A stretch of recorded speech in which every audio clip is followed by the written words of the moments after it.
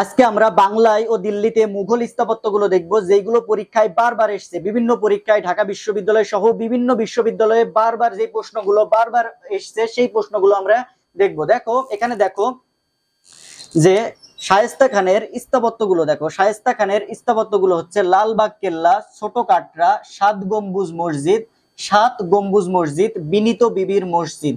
বিনীত বিবির মসজিদ শায়েস্তা খানের স্থাপত্য কর্মগুলো লালবাগ কেল্লা, ছোট কাটরা, সাত গম্বুজ মসজিদ, বিনীত বিবির মসজিদ। এরপরে দেখো শেরশাহ। শেরশাহর স্থাপত্য কর্মগুলো হলো আফগান দুর্গ, ইন্দ্রাকপুর দুর্গ। শেরশাহর স্থাপত্য কর্মগুলো হলো আফগান দুর্গ, ইন্দ্রাকপুর দুর্গ। এরপরে দেখো শাহজাহানের স্থাপত্য কর্মগুলো হলো দিল্লি লাল কেল্লা। লালবাগ কেল্লাকে শায়েস্তা খান আর দিল্লি লাল কেল্লাকে শাহজাহান। তাহলে দিল্লি লাল কেল্লা তাজমহল, ময়ূর সিংহাসন, তারপরে শালিমার উদ্যান, আম মহল, খাস মহল।